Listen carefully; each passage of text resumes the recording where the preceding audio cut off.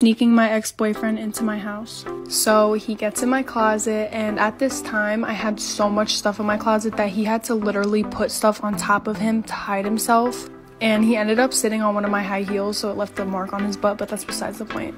So then I'm like, okay, shut the fuck up, don't move, don't say anything.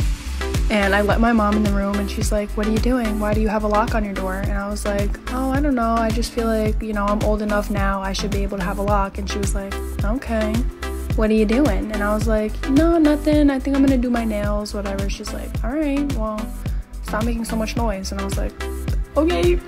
And she went back downstairs, slept on the couch, and that was it. And at this point, it was probably like 12 o'clock at night. So we ended up staying up the entire night because we were so paranoid the entire time, and we were like tiptoeing, whispering, but we couldn't stop laughing because it was so stupid that we even did this in the first place. Then in the morning, we acted like he just got dropped off and we hung out. Story time about how I found out that my mom was sleeping with my history teacher to get me better grades. So it was my junior year of high school, and everybody knows that your junior year is the most important year of high school. If you didn't, well, now you know. My brother was in his senior year of high school, and when he was a junior, he had the same teacher, so he knew how hard the class was. So he would stay up with me every night helping me to pass my history class. Well, the one day I'm at school and I'm taking a test, and I literally did not know anything on the test. And I studied the night before for literally 4 hours straight. So I decided to copy off the girl next to me.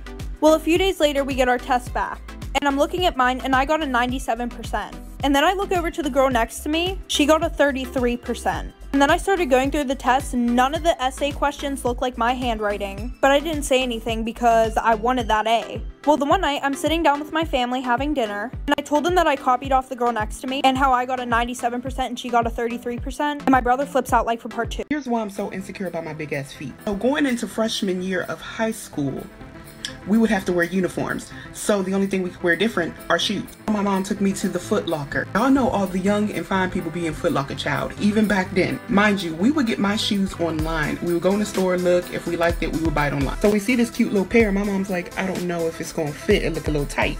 I'm like, no, I just gotta get my size, it's gonna be fine. She's like, no, I think you need to try it on. Tell me why this woman yells across the Foot Locker to the fine employee, excuse me, son, can she get a size 11 wide? Tell me why it echoed across the Foot Locker like we was in a stadium. Then I peeked to my right and a group of kids my age talking about some, damn, she got the flippers. Then I peeked to my other side and the Foot Locker employee is making fun of my feet as well, talking about some fee, fa, fo, fum. When I tell y'all I died, came back to life, died, came back to life, died, and came back to life. I've never been so embarrassed in my life. Then I'm trying on the shoes. You would think my ass was on The Voice the way everybody kept turning around staring. Since then, I only order shoes online. Part 3 about the guy who pretended to be gay to get closer to all the girls. So like I said, we got to school and everybody's just looking at us, and all of a sudden we get tagged in this Instagram account. And there's a video of all 5 of us doing the nasty in my bedroom. There's pictures of me and my friends getting undressed. And there's a screenshot of the FaceTime where we all showed our boobs. And under the post, he was exposing a bunch of shit about us. And my one best friend was literally crying so hard because everybody now knew that she was born with like both parts. And also after gym class, we would just tell him to come in the locker room, and the teacher didn't care because he was gay. So there were also a bunch of pictures of other girls on there too.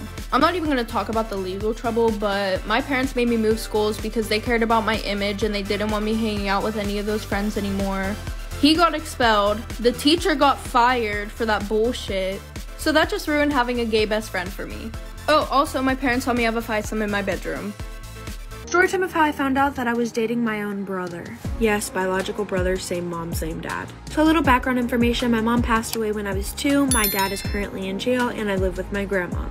So at the time, I was 14, about to be 15, he was 17, about to be 18. So how this all started is one day I was at a baseball game with my friends and he happened to be there. I was fangirling over this boy. Like, I saw him and I was like, I'm going to marry him one day. I was feeling a little bold, so I went over and got his snap. And then I figured out that he had the same last name as me, and I was like, dude, that is dope. My exact words were, now I don't have to change my last name when we get married. So we hung out the rest of the baseball game and I was starting to fall in love with this kid. Like, his smile, his laugh, I talked about him to my friends the rest of the night, and me and him started snapping for a while. So we started to hang out a lot. We may have hooked up a couple times, but I had to keep this all secret from my grandma because she forbid I dated somebody. So fast forward a couple weeks, we start dating. Months and months and months go by. Our 9 months come and I finally tell my grandma. And this is where it gets bad. I'm running out of time, like, for birthday.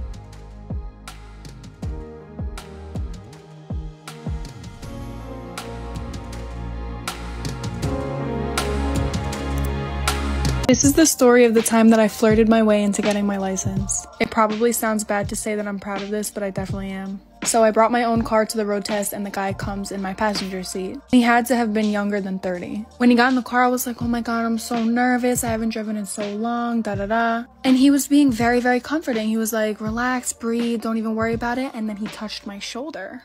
And I knew that I was in there like motherfucking swimwear. Anyway, he had to fill out this paper that said my eye color, height, weight, all that. And when he asked me my eye color, I was like, I don't know, like, what do you think? And we like gazed into each other's eyes for like 3 seconds. And he was like, wow, they're like 3 different colors. And I was like, dang, well, I guess just put blue. And then we get to driving and he tells me to make a right. And being me, I go to take a left. And he's like, oh, because there was a car coming. And I was like, oh shoot, I thought you said left. And he was like, it's all right, don't worry about it. And then parallel parking comes up and I completely blanked, forgot how to do it. And he was like, all right, cut the wheel all the way to the right. And then I got my license.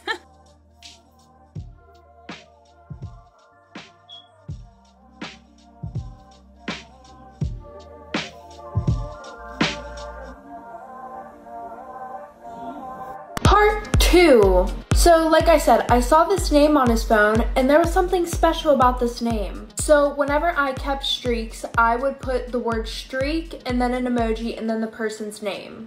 And he got the idea that instead of keeping her name, he would put it as streak. So I was like, that's really fucking weird. And at first I was like, what the fuck? So I opened his phone and what do you know, it's from that girl. And she was replying back to a big paragraph that he sent her. And we had school that same day. So at 6:30 in the morning, this girl got a big paragraph from my boyfriend about how she's such a beautiful, amazing girl and that she deserves somebody who's gonna take her out and buy her flowers and stuff.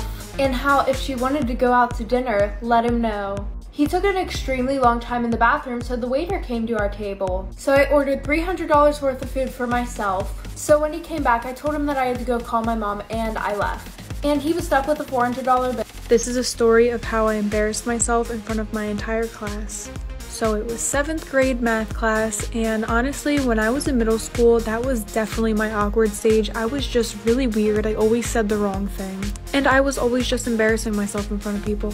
One day, we were going over all these drills, like, you know, lockdowns, fire drills, all that. And my teacher had a list of questions that we all had to answer, and she was the type of teacher that would just call on you randomly whether you were paying attention or not. And back then we weren't even allowed to have phones, so I was just completely zoned out because of my ADHD, and the teacher decides to call on me after she had asked this question. If you're in the bathroom by yourself and an intruder comes in and says, is anybody in here, what do you say? Then she calls on me, and I don't know why, but the first thing in my head was to say that you say no. And right away, my teacher looked at me like I was an idiot and started crying, laughing with the entire class. I was mortified.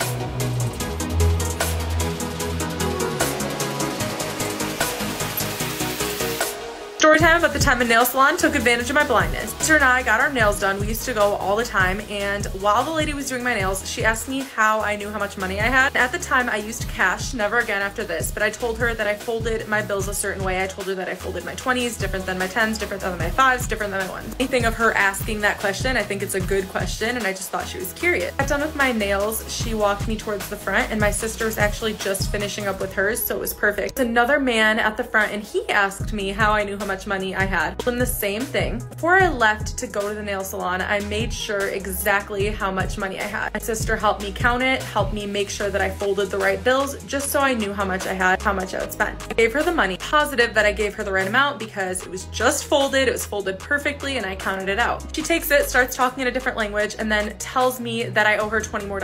I didn't, and I told her the exact amount I gave her. And she's like, no, you didn't give me this amount, you gave me that amount. Like for part 2. How to get a fuckboy to stick for you. Number 1, when he texts you, do not text back right away. Wait like 2-3 hours, 4, maybe even a day. Once you get a conversation going, if he takes a long time to respond back to you at any point, pause. Take the same amount of time, if not double the amount of time he took to respond to you. Now, he's asking you out. Not even a date. He's asking you to chill. Okay, don't go the first time. Wait for him to ask you a second time. And when he does, be very cool, be very chill. Do not make it a huge thing. If he's nice, if he's sweet, don't acknowledge it. No. You're used to this stuff. You're a queen. You go out, you had fun, maybe you made out, maybe you didn't. You go home. Don't expect him to text you. Don't expect him to call. Don't expect him to do anything. Don't mention that you had a great time. Don't acknowledge it. If he does, then okay, maybe a little bit, but don't make it like a huge thing. If you go to the same school and you see him the next day, don't bring up the date. Don't bring up the hangout. Don't bring it up at all. Pretend like it never happened unless he brings it up. Point is, look at their move and then you make your move. Part 2 of how I stole my boyfriend's side chick. Jessica and I decided to meet up downtown and come up with a plan on how we were going to confront Zach about playing us both. We were planning on doing it together to make him as uncomfortable as possible. I was surprised when I first saw her because she was drop dead gorgeous, which made me a little nervous at first. We met up at a brunch spot and began talking over mimosas. She was furious with Zach for wasting her time and lying to her, as was I. Everything she was saying was exactly how I felt. A few more mimosas in and she said, "We don't need him, we're way too cute for him anyways, especially you." That's when she grabbed my hand to comfort me. When she grabbed my hand, I got nervous and jokingly made a comment about how I'm done with men. Surprisingly, she agreed and said we should start dating women instead with a smile. We went shopping after brunch and ended up back at her place a few hours later drinking wine. Hope you guys liked this video and found it helpful. If you did, make sure you give it a thumbs up and subscribe to this channel.